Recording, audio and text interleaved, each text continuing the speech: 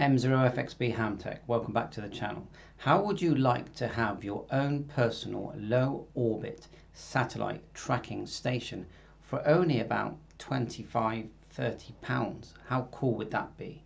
Now in the background here you can see the TinyGS map. Okay, we're going to zoom out here and look at the information and data we're getting. On the left you're seeing the T-beam, which is the same device that you would use for your Meshtastic items.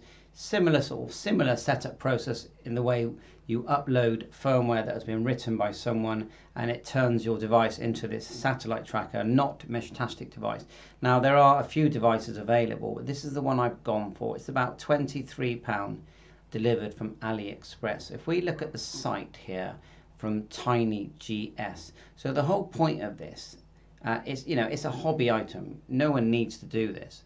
You could get your phone and look at satellites going over, but this one you would actually get the signal as it flies over your location, and it is reliant on your location.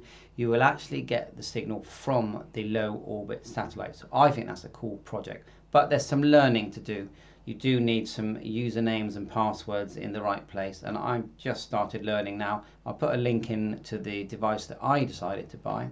So we just look at some of the pages that I have found here. There's an install configuration page, okay, quite a lot here, and you're getting some snapshots of what you're going to be learning as we go through the process of setting this up. So this is one link page. I'm going to put all these links into the description. The idea of this video is, okay, let's get learning, because I haven't learned this yet at all, but it seems quite straightforward, as you see in this photograph here. The satellites fly over. The signal, the 430 megahertz signal, not 868, so you do need to have a ham radio license, I believe, is picked up by the satellite, okay, put onto the MQTT server, which then goes out to the rest of the world and to these different applications where we can have our own monitor and track what's going on and our settings, etc. So going over to the ground station configuration, you can see here there is a process where you have to fill out your Wi-Fi details, password, your longitude, your latitude, etc. And it is reliant on having an accurate position. Otherwise, it will not set your ground station to the right frequency, because it actually adjusts it for you as the satellite flies over. The software firmware adjusts the frequency for you to make sure you're receiving everything. So it's really important to follow this carefully, step by step, okay? And then there is if you look here, a way of uploading the firmware easily. You just plug the device into your PC and look, install. Haven't done it here. I've got a device connected now, but it's the wrong megahertz. It's 868 megahertz, so unfortunately I'm gonna have to wait. But if I just click install now, I'm just curious to know what it's gonna do. Right click, device manager, find out my port, see if we've got anything connected there. Let's have a look. Yeah, you can see I've got port 11 there. So I'm not actually trying to install this now. I just happen to be here. It's connected, so I just thought I'd give it a go while we're here. Let's go cancel, install. Let's do a refresh on it first, and then we'll look at some more information. Cancel, go like so, refresh. And we'll go like so, install, and it was COM11, connect, and have a look if it does anything. Yeah, okay, install TinyGS. Yeah, next, install.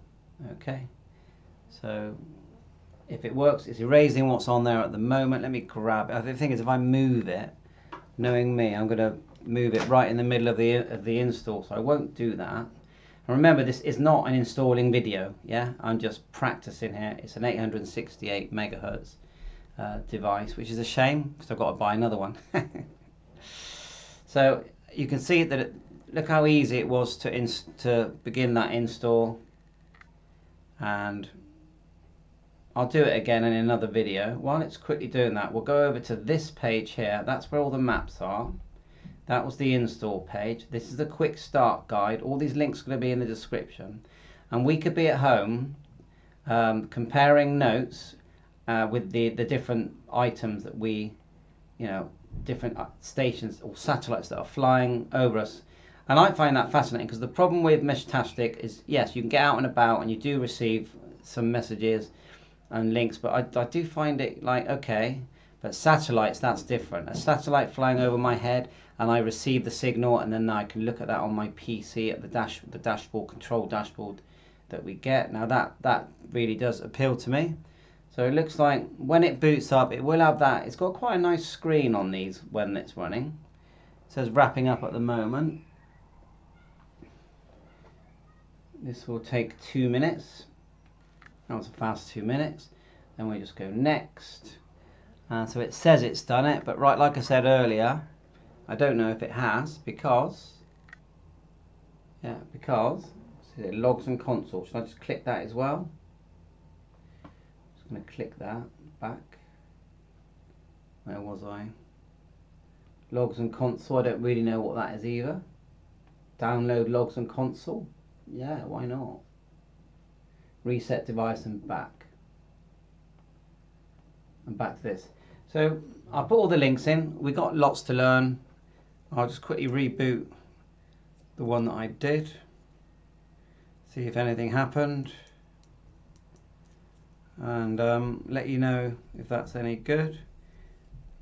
God, the battery on my device is just giant. It's actually really hard to get it off. Let me see if I can reboot it. So thanks for watching so far. This is South America.